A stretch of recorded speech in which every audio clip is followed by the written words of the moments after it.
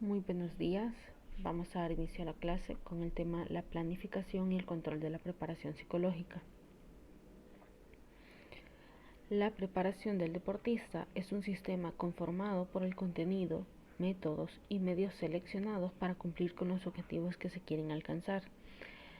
En la planificación deportiva hay que planificar en la preparación física, en la preparación técnica, en la preparación táctica y en la preparación psicológica y también en la preparación teórica. Cada uno de estos pilares son fundamentales para poder llevar a cabo la planificación deportiva y alcanzar el objetivo de potenciar el rendimiento del deportista. En el caso de nosotros nos vamos a enfocar en la planificación psicológica. Y para ello tenemos que reconocer o identificar también que la preparación deportiva incluye al deportista, entrenador, metodólogo, equipo interdisciplinario, y acá en el equipo interdisciplinario entra el médico, fisioterapista, psicólogo y cualquier otra persona o cualquier otro especialista que también pueda ayudar a checar al deportista en cualquier situación.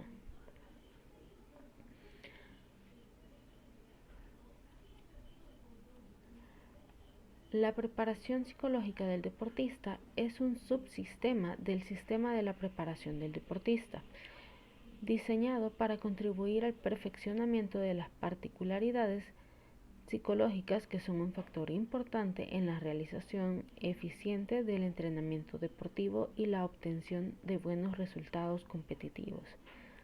Es decir, que inicialmente tenemos la preparación del deportista y en esto incluye tanto la preparación técnica, táctica, psicológica, la preparación física, entre otras, para poder ayudarle al deportista a alcanzar los resultados esperados. En el caso de nosotros tenemos que tomar en cuenta cada uno de esos pilares para poder aportar desde nuestros conocimientos la base para que ellos puedan alcanzar sus objetivos competitivos. Los objetivos psicológicos para crear la planificación psicológica son dos. Aquí podemos ver, el primero es coadyuvar a formar la disposición psicológica adecuada para la realización del entrenamiento deportivo con la meta de crear mediante él las posibilidades físicas, técnicas y tácticas que posibiliten el éxito deportivo. Los objetivos de los mesociclos, microciclos e incluso sesiones de entrenamiento nos brindan las metas para cuya obtención se realiza el trabajo psicológico. Básicamente, lo que hacemos en esta parte es ayudar a crear una base para que se pueda realizar el entrenamiento deportivo, potenciando habilidades psicológicas o cognitivas que le ayuden al deportista. Y el segundo objetivo es perfeccionar las particularidades emocionales y volitivas para lograr estados psicológicos que posibiliten un elevado rendimiento deportivo.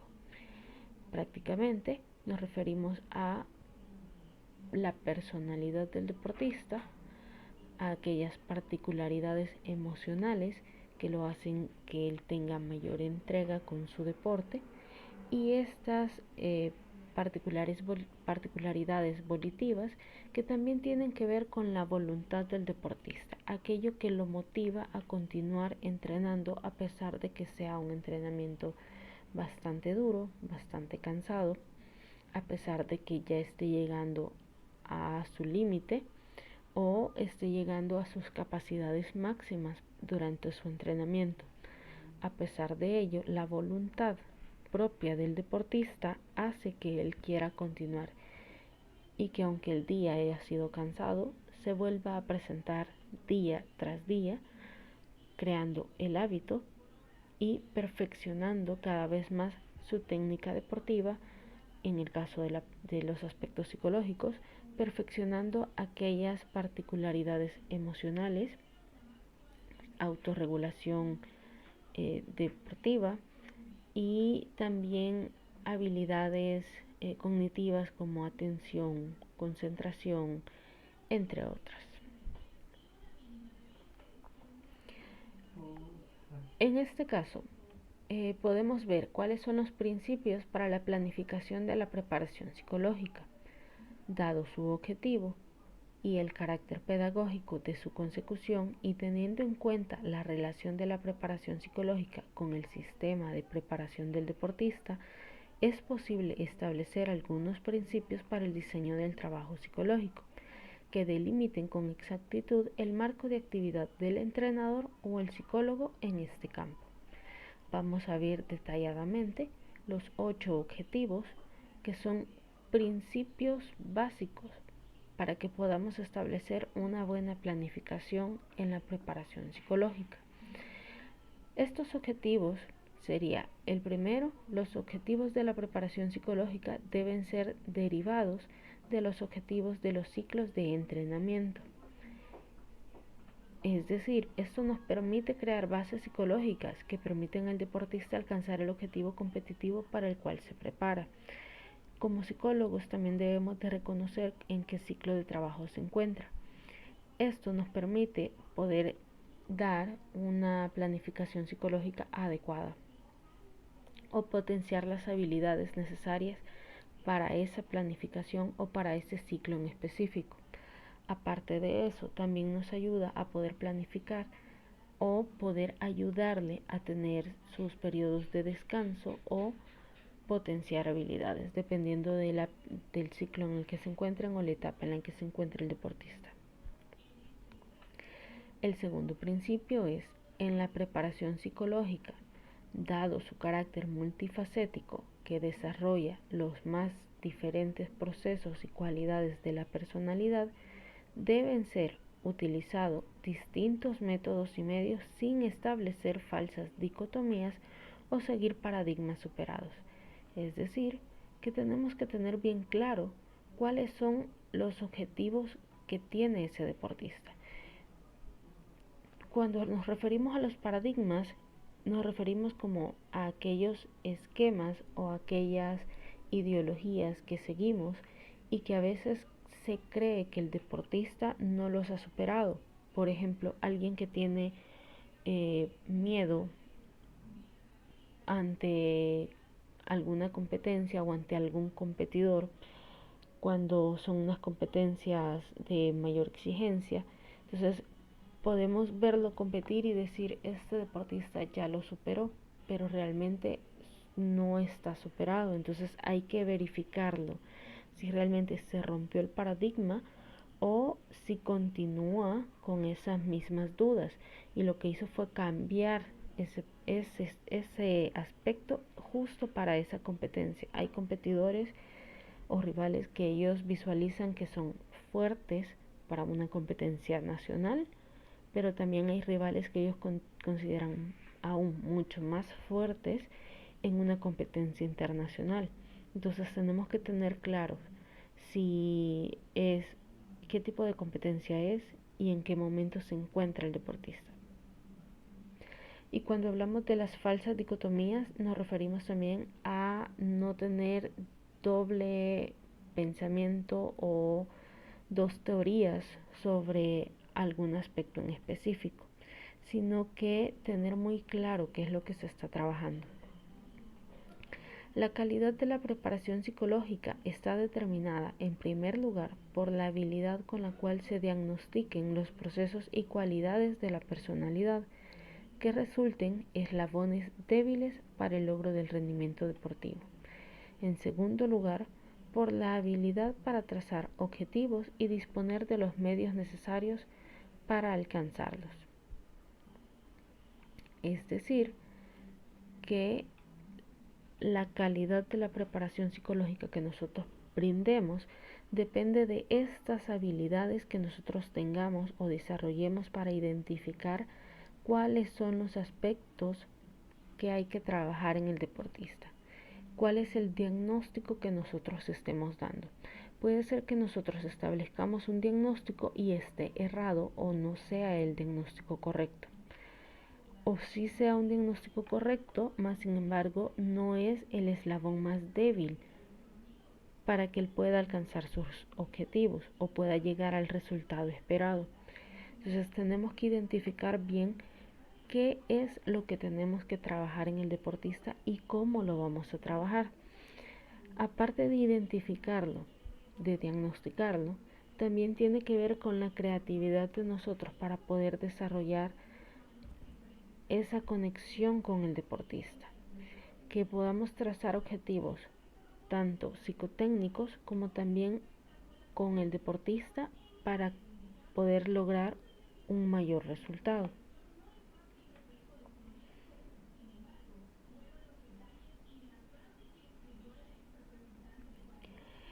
El cuarto principio, los objetivos específicos de la preparación psicológica, los medios para lograrlos y los resultados de los diagnósticos deben ser conocidos, comprendidos y aceptados con la mayor profundidad posible por los deportistas y el personal que los prepara.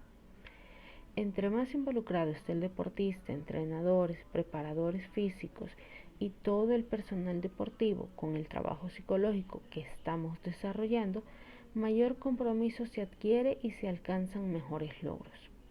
En este caso, cuando nosotros identificamos cuál es el diagnóstico que tiene este deportista, cuáles son aquellas habilidades o aquellas características que hay que mejorar, aquel eslabón débil, no solamente se trabaja con él, sino que también se trabaja de la mano con el entrenador y básicamente con todo el personal que está involucrado en su preparación deportiva. Esto me sirve para no crear falsas expectativas, para que todos estemos en sintonía y que se pueda realmente trabajar lo necesario. Por ejemplo, si tenemos a un deportista que ha sufrido una lesión y en este momento está con el fisioterapista, ya pasó con el médico lo direccionó al fisioterapista y ya comenzó con sus terapias del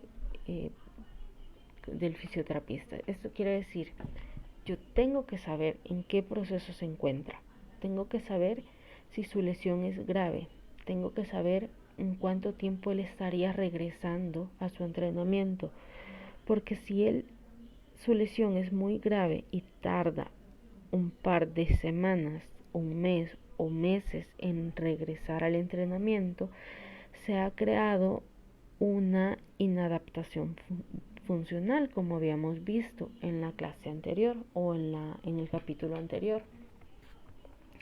¿Qué significa esto? Que el deportista no va a estar preparado, que el deportista va a tener miedo a regresar a su entrenamiento porque puede volver a lesionarse, porque puede tener múltiples temores de qué es lo que esté sucediendo atrás de todo este proceso. Y entonces como psicólogos tenemos que aprender a trabajar esta parte, ayudarlo a tratar ese aspecto, pero también ayudarlo a que se pueda ir reincorporando lo más pronto posible y que vuelva a ser ese deportista funcional nuevamente, que pueda ser ese deportista integral nuevamente. El quinto principio es: los controles pedagógicos y médicos deben estar correlacionados con los indicadores psicológicos para la preparación psicológica. ¿Por qué? Tanto los controles médicos como pedagógicos tienen que estar en sintonía con la parte psicológica. Si yo sé que ese deportista necesita trabajar atención o necesita potenciar su nivel de concentración y están trabajando un control pedagógico en donde están verificando puntajes, eh, puntajes, um, sus, sus tiempos, sus distancias, entonces tengo que saber o tengo que haberle hecho saber al entrenador que él se encuentra en un proceso en donde estamos mejorando su nivel de concentración para que las indicaciones que éste le brinde al deportista sean lo más claras y concisas posibles.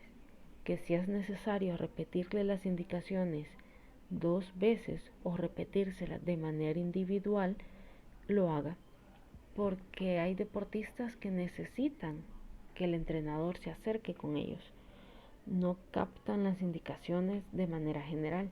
Entonces, como psicólogos nosotros le brindamos esta información al entrenador y sabiéndolo, ya logra enfocarse con el deportista, logra esa sinergia, esa conexión,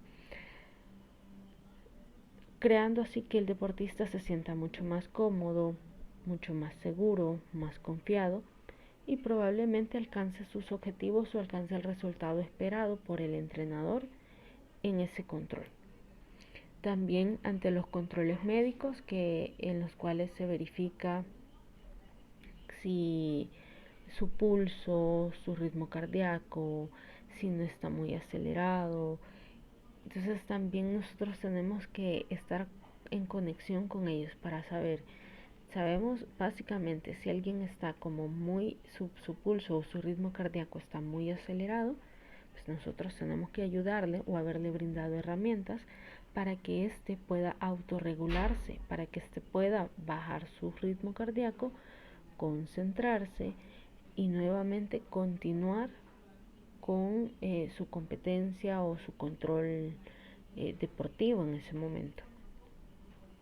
El sexto principio es: el proceso de entrenamiento deportivo es preparación psicológica. El 60% total del tiempo de entrenamiento que permitan alcanzar sus objetivos planteados se debe enfocar más en la preparación psicológica. Se dice que el deportista es más mente que cuerpo, aunque nosotros como psicólogos sabemos que sí hay una dualidad entre mente y cuerpo, pero en cuanto al deporte, si el deportista se cae mentalmente, no va a alcanzar sus resultados. Y si no alcanza sus resultados, perdemos toda su preparación deportiva, porque aspectos o escalones que él ya había alcanzado, que él ya había superado, están débiles en ese momento y están propensos a que se vuelva a caer, a que se vuelva a suceder, a que esto ya no sea estable. Entonces hay que trabajar mucho en la preparación psicológica. El séptimo principio es no solucionar problemas sin capacidad teórica o técnica. En caso de no comprender el problema, contactar con un especialista. Si como psicólogos no estamos entendiendo qué es lo que le está sucediendo al deportista, entonces es mejor direccionarlo. Hay cosas que el psicólogo deportivo definitivamente no las puede tratar. Es el caso de los problemas clínicos. Si alguien tiene un problema clínico, no lo podemos tratar nosotros como psicólogo deportivo. Sí lo podemos tratar como psicólogos clínicos, pero si estamos en la parte deportiva no podemos ser todólogos ni podemos hacer todo lo que nosotros consideramos o todo lo que nosotros creemos saber. Siempre nos vamos a especializar más en un área que en otra, o nos vamos a especializar más en ciertos aspectos que en otros. Entonces, si desconocemos algún problema o el diagnóstico que tenemos y no lo tenemos muy claro en cómo solventarlo, lo ideal es mejor trasladar este caso ya sea a la parte clínica, la parte educativa o con otro psicólogo deportivo que conozca o que tenga mayor conocimiento en estas situaciones. Y el último principio es: en los entrenamientos de alto rendimiento es necesario individualizar. Los problemas de cada deportista deben ser de manera individualizada. En el caso de alto rendimiento, nos damos cuenta que la preparación psicológica debe ser de manera individual, ya que no podemos dar indicaciones generales, porque para potenciar las habilidades de estos deportistas tiene que ser de manera individual. Cada persona un mundo, cada persona posee sus propias habilidades, cada persona posee su propia capacidad de resiliencia, cada persona posee su propia habilidad para autorregularse emocionalmente. Por lo tanto, debemos conocer a nuestro deportista y saber cuáles son estos aspectos que nosotros debemos trabajar. ¿Hay aspectos que podemos trabajar de manera grupal? Sí. En el caso de los deportes por equipo, hay algunas habilidades que sí se trabajan de manera grupal. Por ejemplo, la cohesión de grupo, el tema de autoeficacia y de eficacia colectiva que habíamos visto también en el capítulo anterior. Esto también se puede trabajar de manera grupal, pero son casos muy específicos. Y si se dan cuenta, son características grupales las que trabajamos o las que potenciamos. Pero cuando ya son muy propias del individuo, hay que hacerlo de manera individual. Bien, la preparación psicológica resalta por su profundo carácter pedagógico. Si ustedes recuerdan, se ha visto temas como estrategia, táctica y técnica. A la fecha, estos tres conceptos se siguen confundiendo.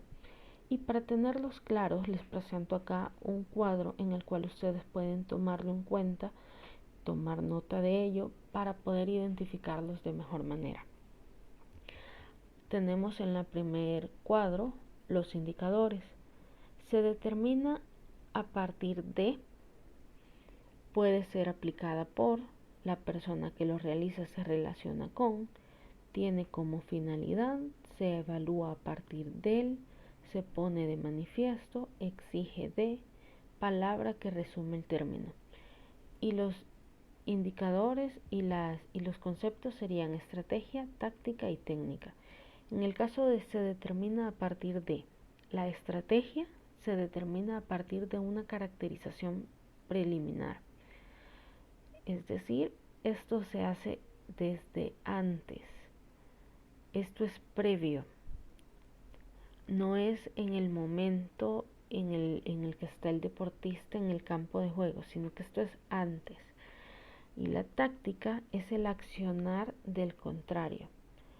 Es decir, la táctica es aquello que el deportista hace al momento de estar con un oponente, al momento de estar con su contrario.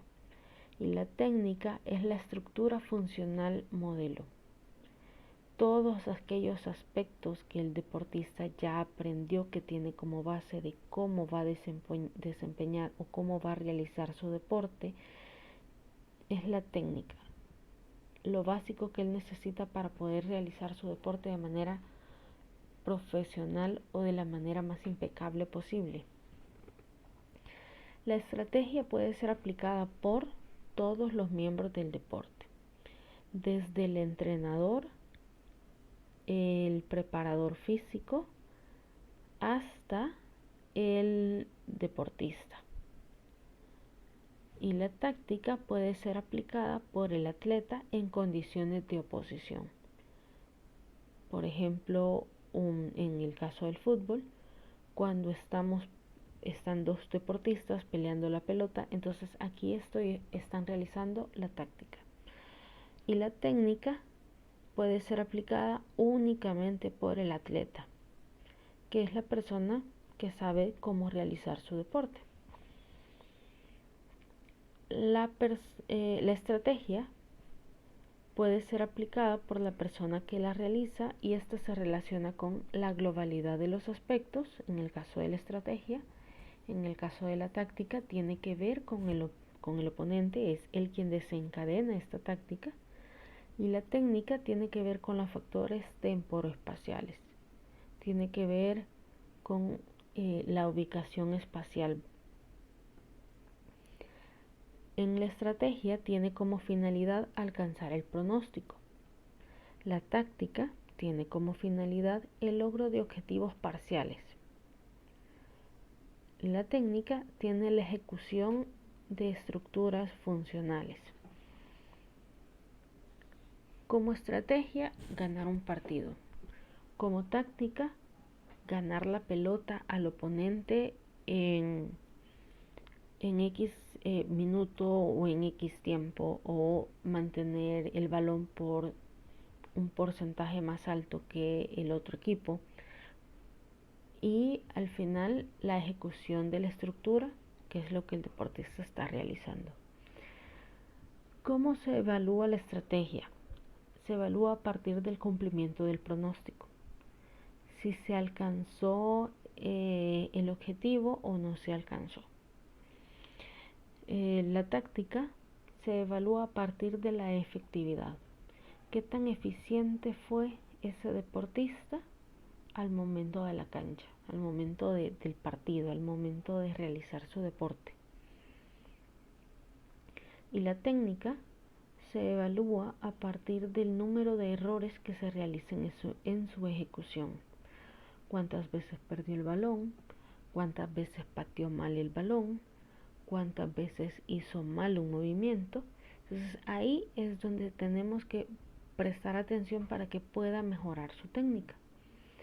En la estrategia se pone de manifiesto en todos los deportes, hasta el deporte más que nosotros digamos que es como más sencillo, desde el ajedrez, la gimnasia, patinaje, tiro con arco, natación, atletismo. En todos los deportes vamos a ver estrategia. ¿Por qué? Porque tienen que buscar el cumplimiento de objetivos. Entonces ellos tienen que planificar en qué momento van a realizar X acción en específica, que sería parte de su estrategia para alcanzar estos objetivos. Y la táctica se pone de manifiesto en los deportes de combate y en los juegos deportivos. Es decir, de igual manera en todas las competencias. O si no es a nivel competitivo, únicamente en los deportes de combate. Pero en el caso de la planificación o de nosotros como psicólogos en la parte deportiva, lo vamos a visualizar en todos los deportes porque ya estamos viéndolo a nivel de alto rendimiento. Y la técnica se pone de manifiesto en todos los deportes, pero determinan en el grupo del arte competitivo. La estrategia exige de una planificación lógica sin inmediatez. Es decir, que desde antes el entrenador ya puede llevar una planificación de qué movimientos va a realizar, de qué aspectos va a realizar o qué es lo que va a hacer el deportista en algún momento en específico. Si algo no está funcionando, cuáles son aquellos cambios que él va a realizar. En el caso de la táctica, exige que estas acciones lógicas sean inmediatas. Y en el caso de la técnica, exige de ejecuciones bajo determinado patrón estructural. La estrategia la podemos resumir con la palabra proyección.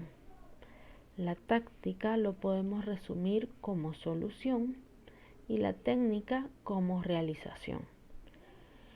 Para que a ustedes les vaya quedando más claro qué es la técnica, tiene que ver incluso con la formación del hábito motor.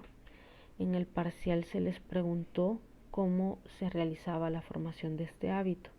Entonces ahí ustedes van viendo que primero se le enseña al deportista a través del modelado, se le dan las indicaciones generales, se le va fragmentando el movimiento, se le va explicando paso a paso cómo va a realizar X movimiento para poder completar su deporte, hasta que llega a la creación del hábito. Y después de estar todos los días entrenando, el entrenador tiene que desarrollar la habilidad para ir perfeccionando la técnica deportiva. para ir perfeccionando el gesto deportivo, esos movimientos motores que implican realizar su deporte en específico. Así es que, como ustedes pueden ver, es de carácter pedagógico. No podemos ver a un deportista de alto rendimiento sin antes haberle enseñado cada uno de estos procesos o cada uno de estos conceptos para que los pueda desarrollar de la mejor manera. Viendo el segundo tema, tenemos la preparación de las tareas psicológicas en el entrenamiento. Aquí podemos ver la preparación cíclica, el rendimiento del atleta, macrociclo, mesociclo y microciclo. Cuando hablamos de la preparación cíclica, se refiere al logro de resultados mediante frecuencias considerables. La preparación psicológica se hace en base a ciclos. No lo hacemos de manera general, sino que vamos paso a paso. El rendimiento del atleta es asegurar que el atleta dé su máximo rendimiento en cada competición, y para esto nos ayuda la creación de objetivos de entrenamiento. El macrociclo es la presentación del plan gráfico de la planificación de un macro o ciclo de entrenamiento, el cual refleja el incremento del volumen y la intensidad de la carga de forma gradual a medida que avanza en la preparación anual del atleta. El mesociclo. Los mesociclos de entrenamiento se identifican de acuerdo al orden consecutivo y al contenido de los objetivos. Ellos permiten manejar el efecto del entrenamiento acumulativo de cada serie de microciclos. Aseguran un alto grado de entrenamiento. Y el microciclo. Los microciclos son pequeñas estructuras en la organización del entrenamiento y están constituidas por las secciones de un entrenamiento. Y dentro de los ciclos de estos son la parte más variante desde el punto de vista organizativo en su estructura. Se caracterizan por las relaciones entre el volumen y la intensidad. Se cambian específicamente atendiendo a los objetivos de tipo de mesociclo al que pertenecen. Aparte del microciclo tenemos la unidad de entrenamiento. Lo vamos a ver posteriormente. Para ir entrando de lleno a la preparación psicológica, ir identificando cuáles son los aspectos básicos que nosotros debemos de identificar o de reconocer, tenemos las etapas. Son 4 etapas. Tenemos la etapa general, que es la base para el trabajo de mayor intensidad que se desarrollará en etapas de entrenamiento posteriores. Se caracteriza porque en ella el volumen de trabajo es alto y la intensidad es baja. Predomina el entrenamiento aeróbico en la mayoría de los deportes. Tenemos también la etapa especial. La intensidad de la carga física como técnica comienza a elevarse. Hacia el final de la etapa disminuye. Los ejercicios globales disminuyen y se acrecientan, los directamente relacionados con el deporte. Y tenemos la etapa competitiva, que es la etapa donde se afina el entrenamiento para la consecución de objetivos a corto plazo. Hay un perfeccionamiento en las destrezas del juego, se apunta a desarrollar las ejercitaciones específicas del deporte, desciende el volumen general de las cargas para dar paso a actividades más intensas. Y la etapa transitoria. Su tarea principal consiste en asegurar la recuperación completa del atleta de los esfuerzos realizados en los periodos anteriores. Se busca una recuperación o regeneración y preparación al comienzo del entrenamiento hacia el periodo preparatorio. La intensidad del entrenamiento baja y los volúmenes también. Para que vayamos comprendiendo esto, lo vamos a ver a través de los esquemas.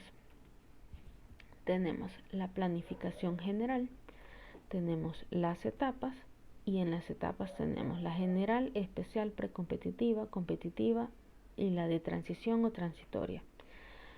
A la etapa general hasta la precompetitiva le llamamos pretemporada, que es previo a las competencias, previo a la máxima exigencia que tiene un deportista.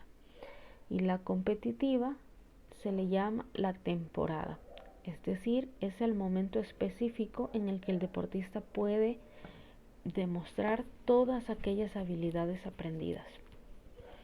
Es donde él ya se encuentra en el periodo de competencia. Y la etapa de transición es una etapa de descanso. En la parte de abajo podemos ver cómo va variando entre la cantidad de entrenamiento, entre volumen e intensidad. Y para que veamos o comprendamos un poco mejor, tenemos la curva de rendimiento. En el periodo general es cuando iniciamos. Llegamos al periodo especial, que es el precompetitivo. Vemos cómo comienza a aumentar la intensidad o la calidad. De ahí entramos al periodo competitivo. Es el momento en el que el deportista tiene que dar la mejor calidad posible de lo aprendido en el entrenamiento. Llegamos a la etapa de descanso, de transición, que es una etapa de receso, que nosotros lo podemos comprender también como el desentrenamiento, que es un momento en donde el atleta descansa, bajan sus cargas deportivas, baja sus cargas físicas, también baja su carga mental, y lo que él realiza es el desentrenamiento para prepararse al periodo competitivo nuevamente. Y de ahí regresa a un periodo de transición que puede ser nuevamente el desentreno o una etapa de descanso. Esto en algunos deportes sí se tienen dos competencias de mucha importancia durante el año, dependiendo del ciclo en el que se encuentren. Ya vamos a ver posteriormente a qué nos referimos cuando hablamos de los ciclos. Pero sí me gustaría que les vaya quedando muy claro que hay diferencias entre las etapas y los ciclos. Es necesario identificar las etapas para conocer el proceso que nos corresponde realizar con el deportista. ¿Por qué? Porque dependiendo de la etapa en la que el deportista se encuentre, así va a ser las características que yo voy a potenciar, las habilidades que yo voy a desarrollar o los aspectos que voy a trabajar con el deportista. Vamos a ver qué son los ciclos. Los ciclos tenemos macrociclo, mesociclo, microciclo y las unidades de entrenamiento. El macrociclo son ciclos anuales generalmente. Hay deportes que tienen 2 macrociclos en el año, es decir, que están divididos por 6 meses entre cada macrociclo. Y tenemos el mesociclo. Los mesociclos son ciclos de 2 a 8 semanas. Tenemos el microciclo, que son ciclos de aproximadamente una semana, y tenemos las unidades de entrenamiento, cada sesión en particular o cada día de entrenamiento. Para que nosotros podamos ver a un deportista llegando al podium o obteniendo medallas, para que podamos ver a un deportista llegando a competencias de alta exigencia a nivel nacional o internacional, tienen que cumplirse todos estos ciclos de los cuales hemos hablado. Ahora identifiquemos los ciclos de trabajo, y es como veníamos hablando. Tenemos la temporada y, si ustedes lo ven, tenemos el macrociclo, que es toda la temporada, es decir, todo el año. Tenemos los mesociclos, que básicamente son meses de trabajo. Tenemos los microciclos, en donde ya nos referimos a semanas. Y tenemos las sesiones de entrenamiento diario, que son todos los días que el atleta se presenta a entrenar. En resumen de la periodización, podemos decir que el macrociclo es un conjunto de mesociclos con objetivos centrados en respuesta a largo plazo, semestral o anual. El macrociclo es de 6 a 12 meses, excepcionalmente 12 a 24 meses, es decir, un periodo anual. Pero también tenemos un macrociclo olímpico y este es de 4 años. Si ustedes ven, todas las competencias olímpicas varían con 4 años de diferencia. Y tenemos el mesociclo, que es el conjunto de microciclos, objetivos a mediano plazo, mensuales o residuales. También tenemos el mesociclo, que es de 1 a 3 meses, es decir, mensual. Y tenemos los microciclos, que son objetivos inmediatos. Esto tiene que ser semanal o agudos. Y los microciclos de 1 a 4 semanas. Y por último, las unidades de entrenamiento. Espero que les haya quedado claro. Ante cualquier duda, pueden visualizar el video nuevamente o lo podemos discutir durante la clase.